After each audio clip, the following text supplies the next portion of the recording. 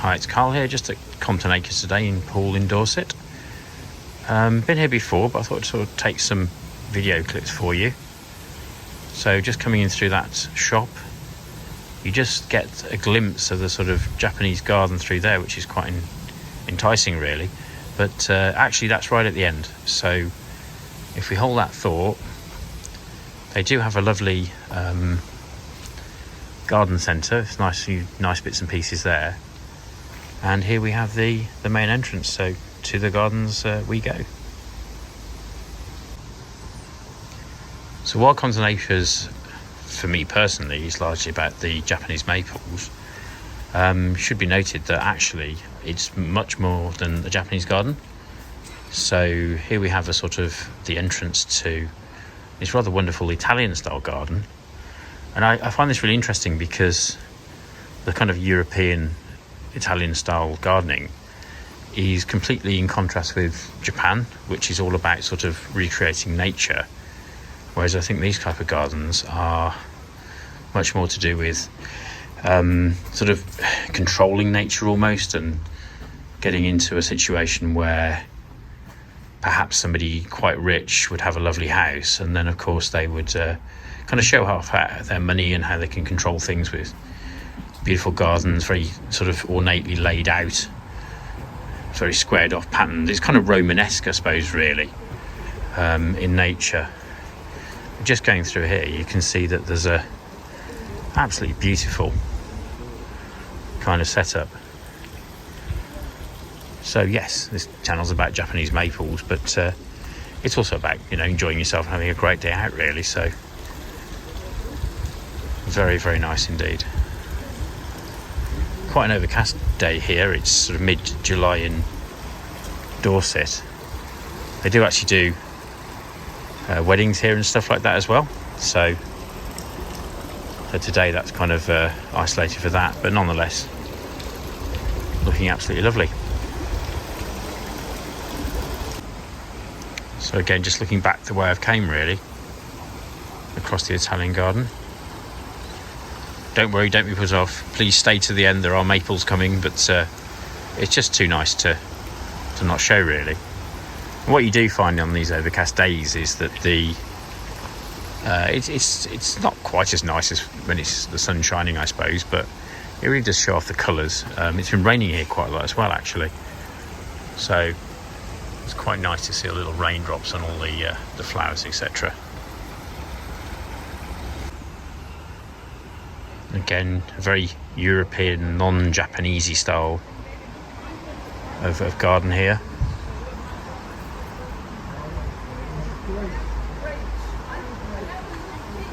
Just looking absolutely beautiful. I actually have sort of a membership to this place, which really wasn't very much money. I can't remember what now, but this actually entitles me to have guests, up to 4 of them at a go, adult sort of full paying guests at £5 each. So in this day and age, that's crazy cheap, really. But as I said many times before, great to have membership to these type of places because you can see how things progress throughout the seasons. I'll just present you with a couple of alternatives here. So we've got the Woodland Valley on the left, and then the Rock and Water Garden. So I think in this case we'll head off to the left.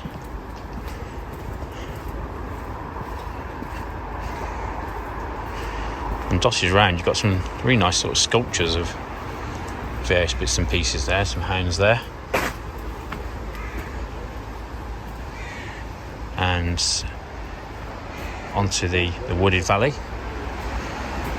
But this place is really unusual because you can probably hear sort of traffic going past, even though it appears I'm in the middle of nowhere. And it's sort of that old, it predates the kind of lot of the city and the roads around it. So it really is kind of a little oasis amongst the kind of the built-up area that is Poole in Dorset. But absolutely fantastic, really. And full of kind of like Japanese plants, actually. There's hostas dotted around, a cuba, azaleas, rhododendrons, of course. And again, that's why it's good to come back here, because as the seasons progress, things tend to come into their own. And of course later on you've got a great showing of maples and such like. Now, these are very nice. I've never seen these before. So they do sort of have sculptures. I think you can buy some of them. But nice to see that it's not just set in stone, it's actually still evolving over time.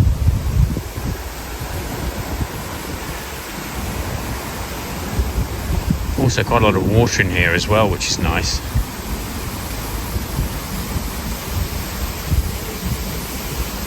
And just moving on down here, you can see they constructed a really nice waterfall, to be honest.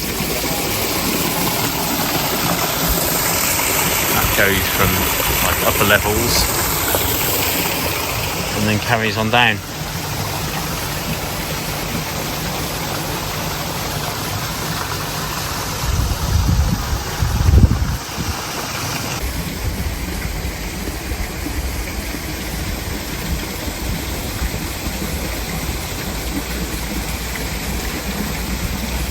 Really nice sort of, again, statues to look at as well.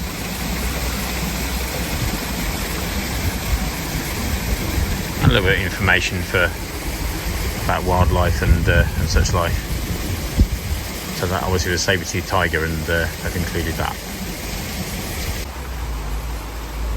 Really nice plantings down here.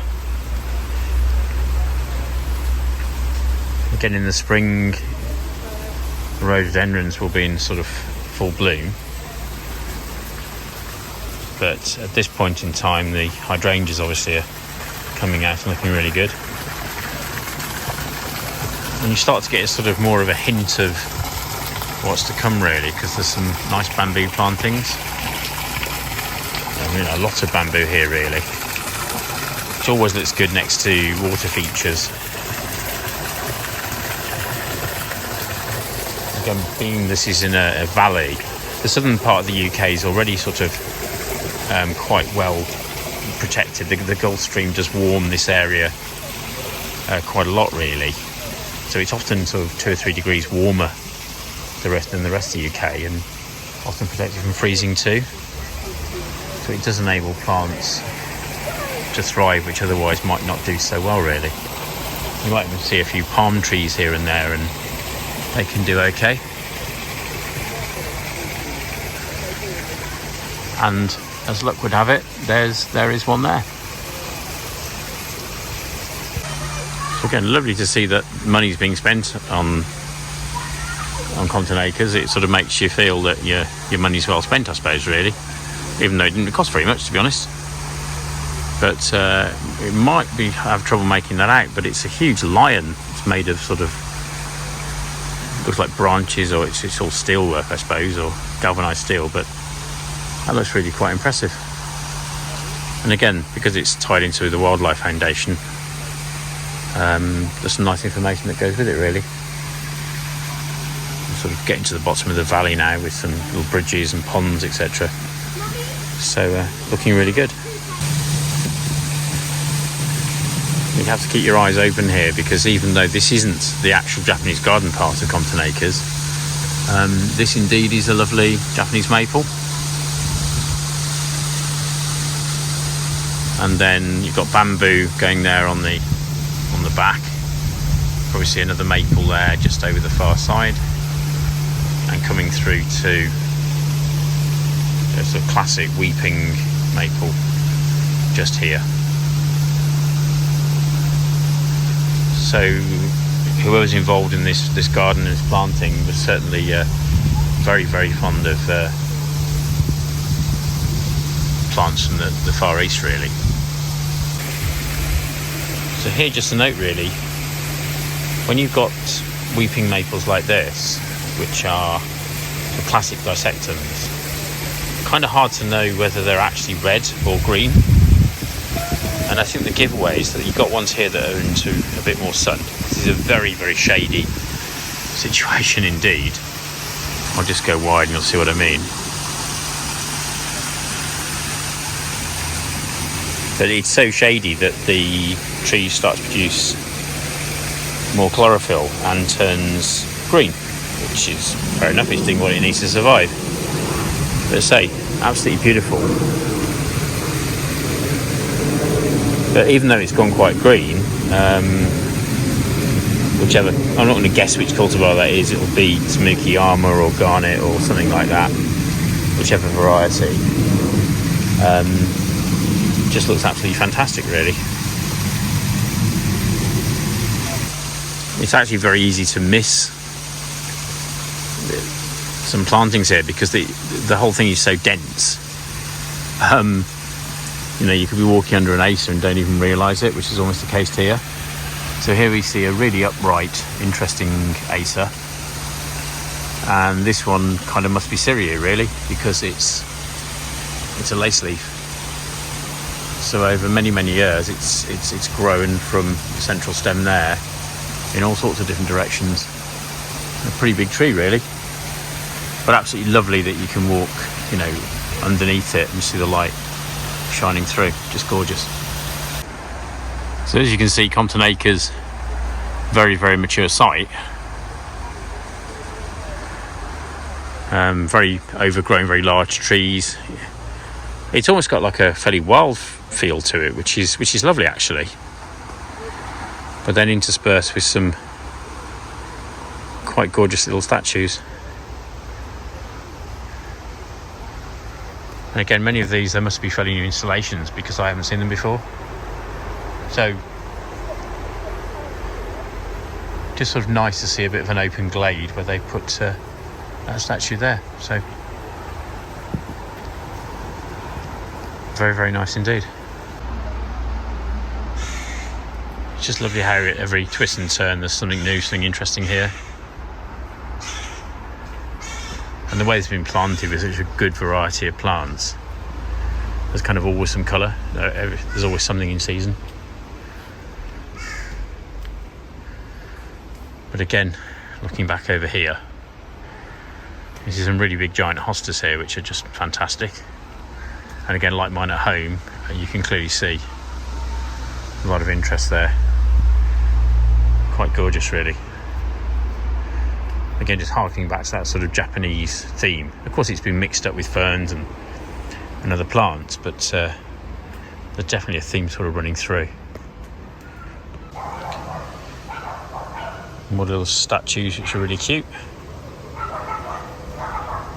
And again, because of the sort of Japanese flavouring, should we say, here, quite a lot of grasses which are used classically here. I mean, this is probably Hakonokloa, it looks like it to me, which is a Japanese variety. And this is a classic use of grass, really. So particularly, that one's gone a bit brown, but looking over this side, it just softens the edges of things. So rather than have sort of very hard lines and pavement and edgy sort of things, it just makes it nice and soft. And again, a little bit of movement is also good as things blow in the wind. So there's another choice here. So as you can see, very wheelchair friendly if you want some easier paths to use, or you can go up and down and over bridges and such. But I will just show you this view because it's really quite spectacular. Do a little bit of zoom in there, but you appreciate that. And it's so strange because then you've got sort of a building at the back there, sort of built around this place. Just amazing, really.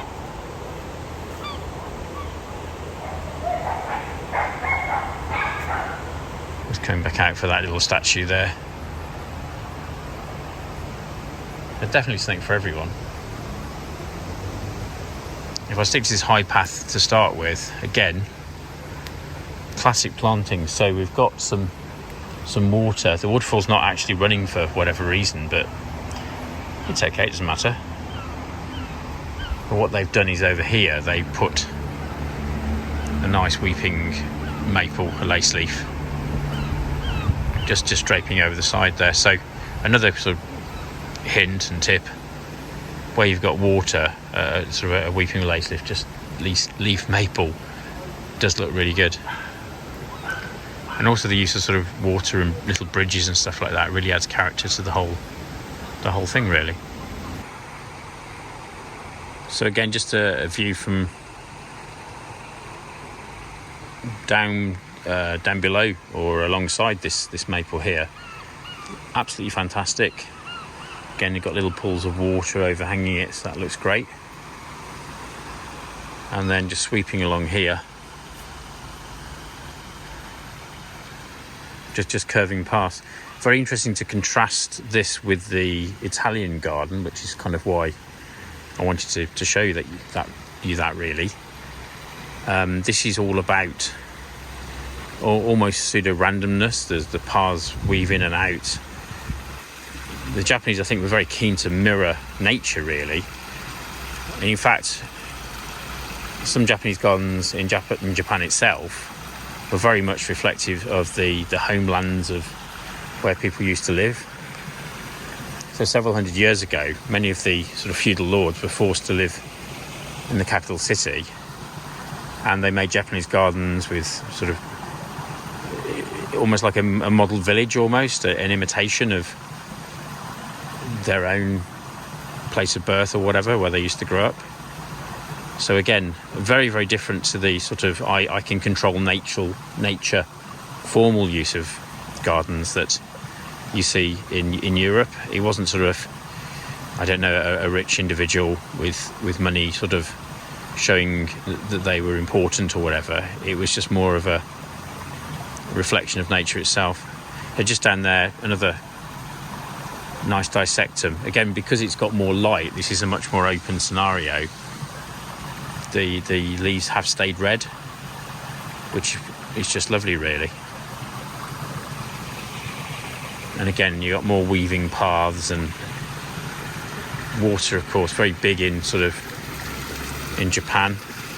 All I can boast is a little water feature, that's about it, but just lovely how they sort of got that running alongside the path. And again, this isn't the formal Japanese garden yet. This is just the main part of Compton Acres, really. But really well thought out. I mean, there's a statue of a bird there, just looking down from that vantage point. Really well done. And even though these plantings look kind of random and everything looks very natural, I'm sure that an enormous amount of effort's gone into making sure that things look just right. So I really hope you're enjoying the content of these videos. If you are, if you could like and subscribe to the channel, that'd be fantastic. And please hit the notification bell as well, because that way you'll know when I upload more. I'm really, really pleased with how things have progressed, and this little channel sort of growing quite nicely, really. So thanks to all those that subscribed already, and a special thanks to all those that ask questions or, have ideas. And please let me know if you want any more different content, because we can do that. And I hope to see you soon in another video. Cheers.